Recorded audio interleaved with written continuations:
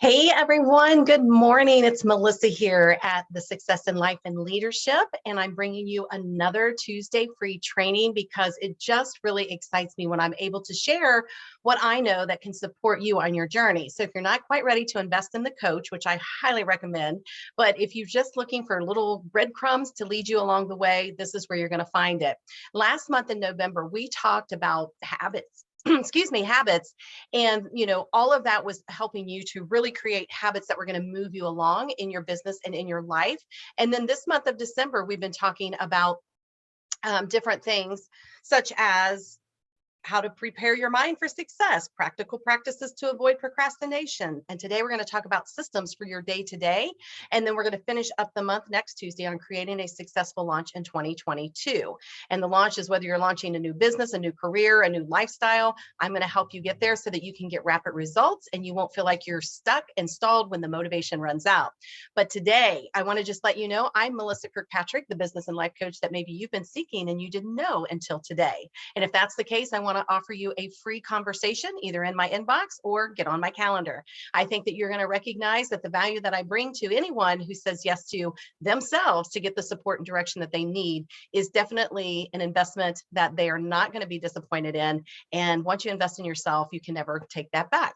So just so you know, today's recording or call is recorded. We've had some family emergency come up that I needed to take care of. And so I knew that was going to be the case. And I didn't want to miss or be rushed of giving and delivering this information. So this is a pre-recorded, but feel free to put your comments and questions below. I will go back and look at them. So here's where we're going to start. We're going to start with today. I got some notes here as always, and I just want to make sure that we cover what it looks like when you are trying to plan your day more successfully. What are some systems and practices that you can use so that you can be more successful day to day? Because a week can go by in a blink of the eye, right? Like we sometimes think we have it all planned out and figured out. And next thing we know, it's Friday. What did we get accomplished? I have to say for myself today, that I accomplished a ton of things. And it was really because I've worked on setting things in place so that I can be more successful when I start my day. So what if you could start your day with ease and flow without the chaos and the uncertainty? Would you say yes? I think we all would. And I think some days go better than other days. Wouldn't you agree? And then when the weekend comes, sometimes those are much easier because there's not a full list of things to do or accomplish. But then other times it can be more hectic because there is a full list of things to accomplish that you didn't get to throughout the work week. And would you want to know how to really strategically plan for your day to day, like a morning routine? I taught this last year, and it was really more evidence for myself of how my mornings are not consistent, how I'm not doing the same thing day after day. It can start at different times. I can do my daily routine, morning routine in different ways. I really recognize that. But if I set some key things in place, that's how I can run my day much more successful. And what if you could have a system that fits your needs and works well to help organize and stay on top of your day to day?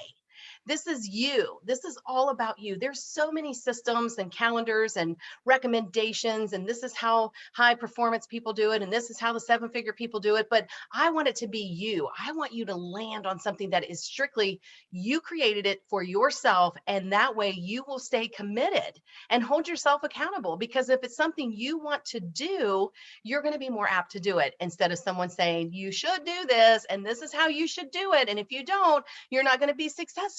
So we want to debunk that. We want to create it, especially for us, and no one has to know about it. So that's the other exciting part. So knowledge is power. And as we come together in this training, I just want to make a few simple adjustments for you to gain a new perspective on how things are done on a day to day. And that's what it's all about. This is a new perspective. This is not made in stone, concrete. I'm not telling you to go do all of this or any of this. I want to give you some understanding of what I know to be true. I also want to offer you other ways that may be something more in alignment with what you're trying to create in your business and life.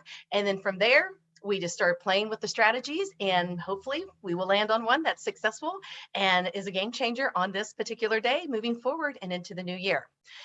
So systems to manage your day to day. It's not a one size fits all, even though we try to do that. We can take some things from that. I always think about diets when you're given an eating plan and a workout plan and all the things, how much water and how much protein and how much sleep, all those things you're being told to do. And again, that works. I mean, a lot of people are very successful. I'm not saying that it doesn't. I'm just saying, if you're like me and others, sometimes we don't fit the mold. Sometimes we're little rebels and we don't want to fit the mold. So we struggle to do any of it because we want to be perfect. And we talked about this last week, right? The perfection and procrastination.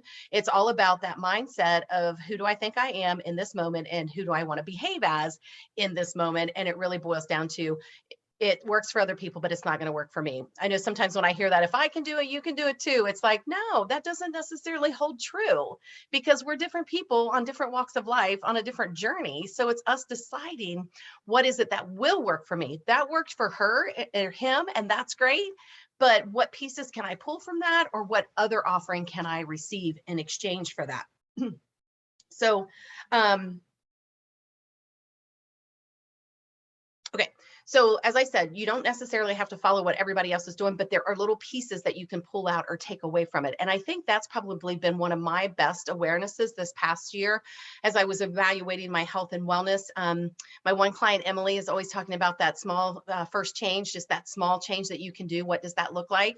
And it really is, if I usually drink a glass of water every day, what if I could drink a glass and an extra ounce or an extra cup?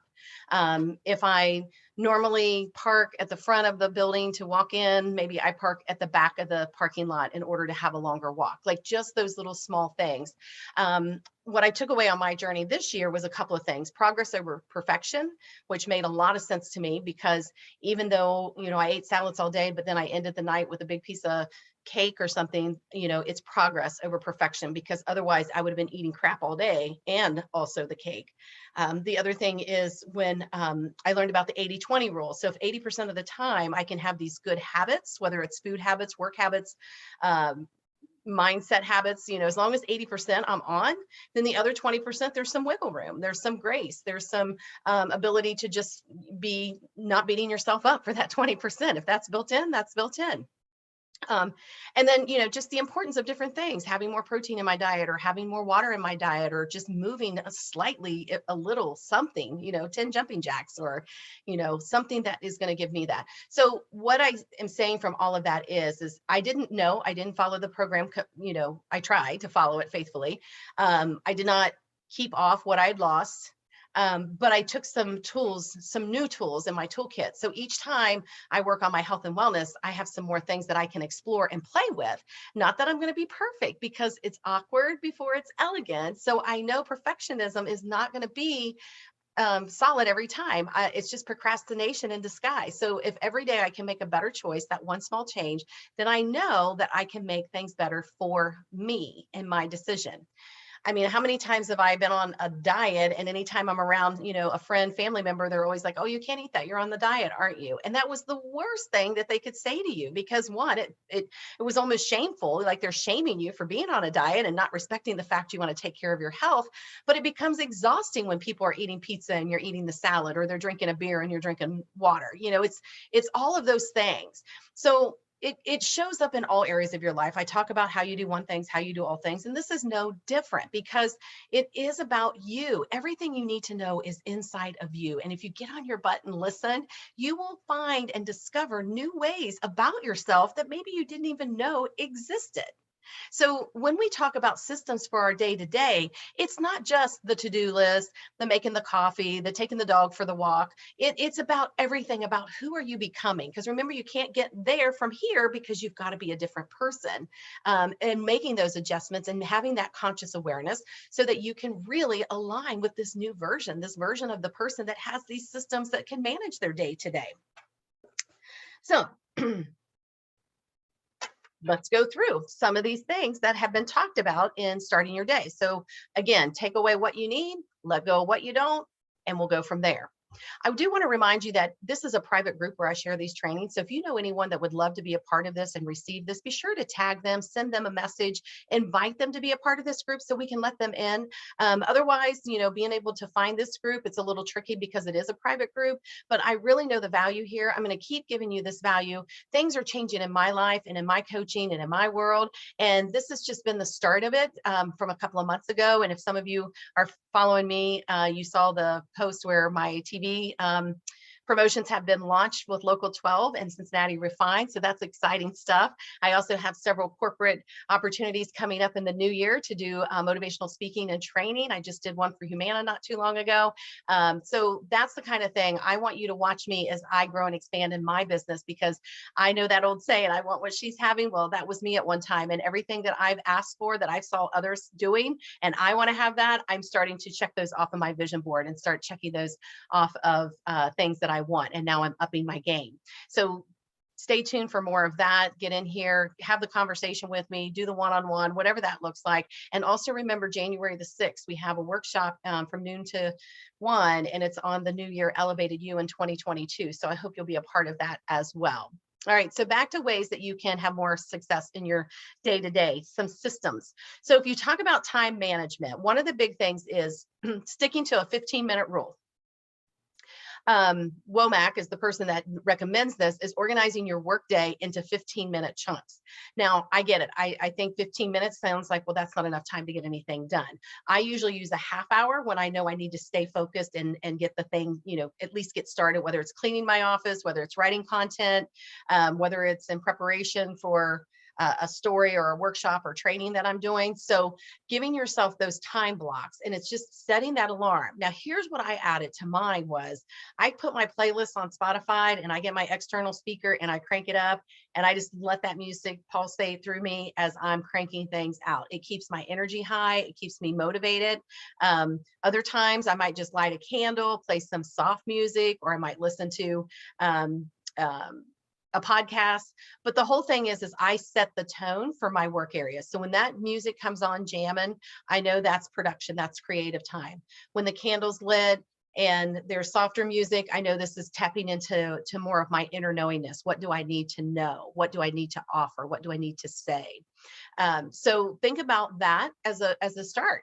And it could be the first thing in the morning. In the first 15 minutes, what would you like to accomplish? Set up that system. So maybe you're not someone that has this problem, but I would guess you probably do. It's the minute the alarm goes off, the cell phone comes in your hand and you're immediately scrolling and looking. So maybe you debunk that. Maybe you want to give yourself 2 minutes laying there in bed quietly, going over your gratitude list, your thankful list.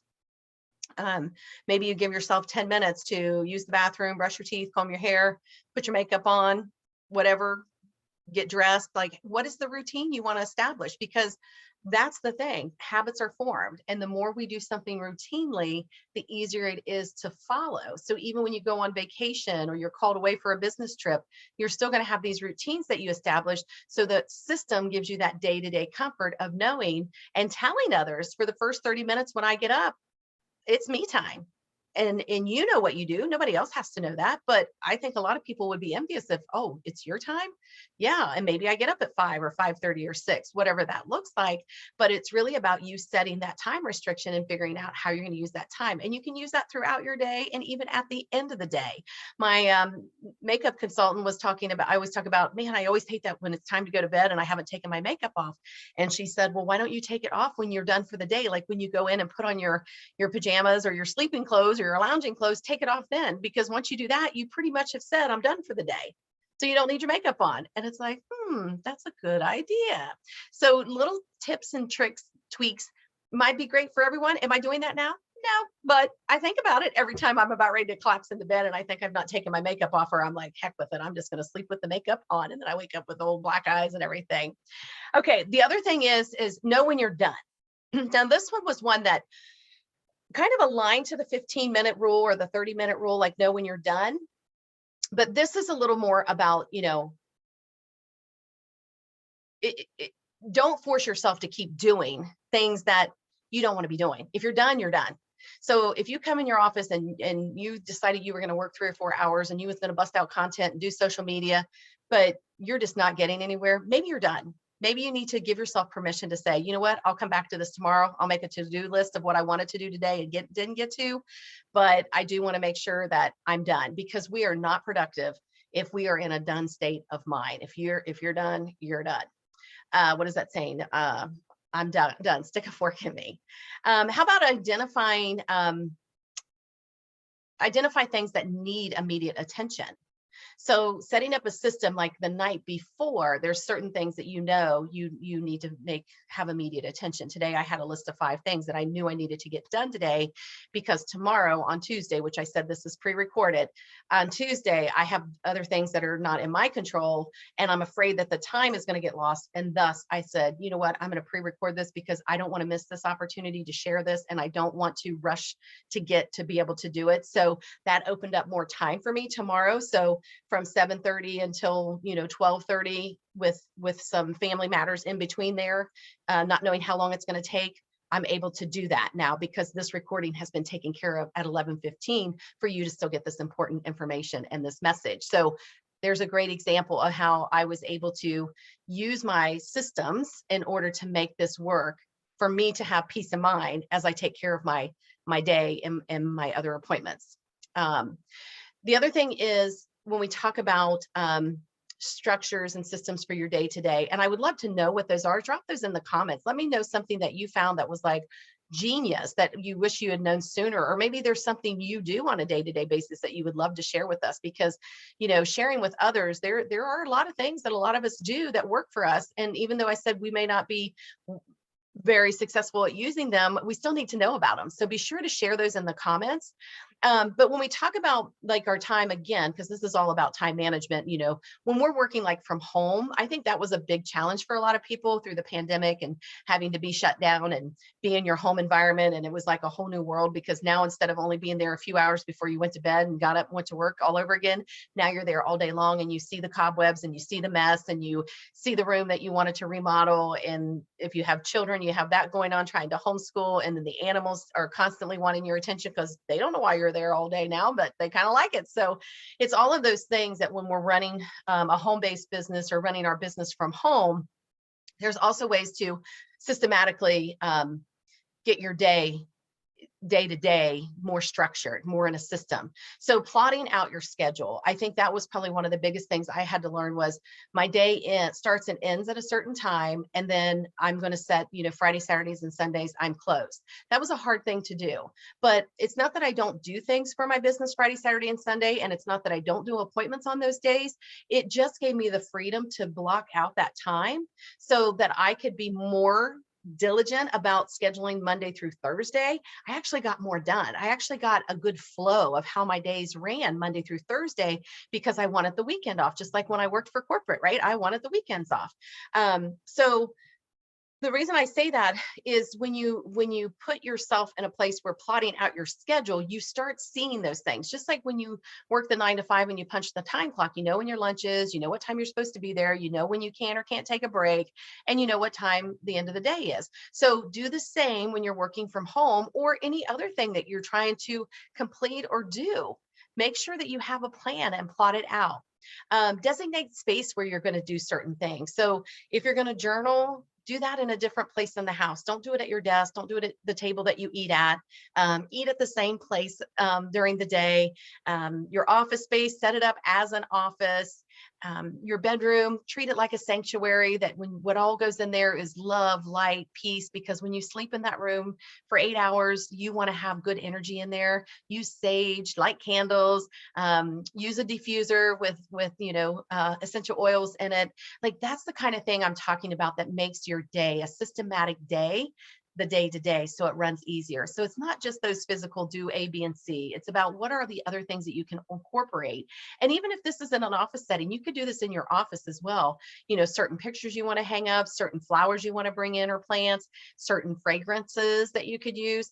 So creating that will allow you to be better at, stacking the 15-minute time blocks and being able to eliminate any distractions that may come your way, or know when you're done. Like, those are the things that you can do with your time management to improve productivity, because now you're also time managing the space that you use to do these things. Treat free time like it's so valuable, and we know we don't get free time that much, but know what you're going to do with that free time. So if all of a sudden a client cancels, I have some options. If I have an hour or two break, I might run uptown and get a pedicure if she's available.